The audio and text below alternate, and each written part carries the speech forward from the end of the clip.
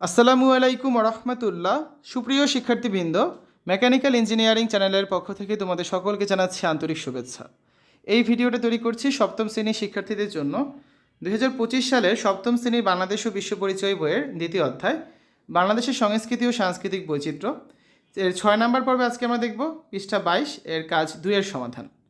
শিক্ষার্থীরা, এই ভিডিওটির ডিসক্রিপশনে এবং পিন কমেন্টে প্লেলিস্টের লিঙ্ক দেওয়া আছে, সেখান থেকে তোমাদের যার যে বিষয়ের ভিডিও দরকার খুব সহজেই তোমরা দেখে নিতে পারবে। কাজ 2, গ্রামীণ ও শহরে উৎসব ও বিনোদন সংস্কৃতির তুলনা করো। ঠিক আছে, এটা রয়েছে তোমাদের বইয়ের 22 পৃষ্ঠায়।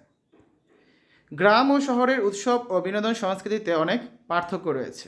তো এখানে পার্থক্যের বিষয়গুলো রয়েছে গ্রামীণ সংস্কৃতিতে আর শহরের সংস্কৃতির মধ্যে কী পার্থক্য সেগুলো দেখবো আজকে আমরা।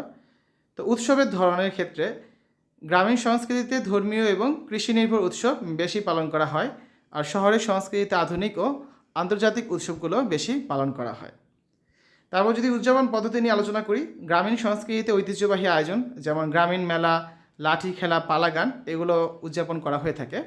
আর শহরের সংস্কৃতিতে হচ্ছে বিভিন্ন ধরনের সাংস্কৃতিক অনুষ্ঠান হয়, কনসার্ট হয়, পার্টি হয়। ঠিক আছে, তারপর খেলার ধরন নিয়ে যদি আলোচনা করতে চাই, গ্রামীণ সংস্কৃতির প্রধান খেলাগুলো কি? হাড়ি ভাঙা, নৌকাবাইজ, কাবাডি ইত্যাদি। আর শহরের সংস্কৃতির প্রধান খেলা হচ্ছে ক্রিকেট, ফুটবল, জিম বা ইনডোর গেমসগুলো।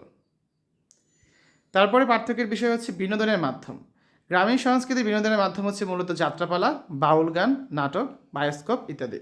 আর শহরের সংস্কৃতির বিনোদনের মাধ্যম হচ্ছে cinema hall, cinema theatre, online streaming ইত্যাদি।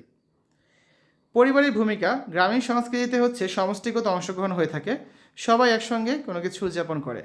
আর শহরের সংস্কৃতিতে ব্যক্তিগত বা বন্ধুবান্ধবদের সঙ্গে বেশি উদযাপন লক্ষ্য করা যায়। ঠিক আছে, তো গ্রামীণ বিনোদন ও উৎসব সাধারণত ঐতিহ্যবাহী এবং সামাজিক বন্ধনকে জোরদার করে, অন্যদিকে শহুরের সংস্কৃতি প্রযুক্তি ও আধুনিকতার উপর বেশি মাত্রায় নির্ভরশীল।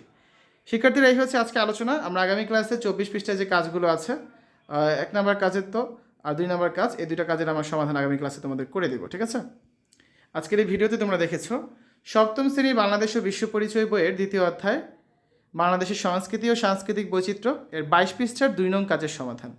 শিক্ষার্থীরা, আশা করি আজকের এই ভিডিওটি তোমাদের কাছে ভালো লেগেছে। আমাদের চ্যানেলের অন্যান্য ভিডিওগুলো দেখার আমন্ত্রণ জানিয়ে আজ এখানে বিদায় নিচ্ছি। আল্লাহ হাফেজ।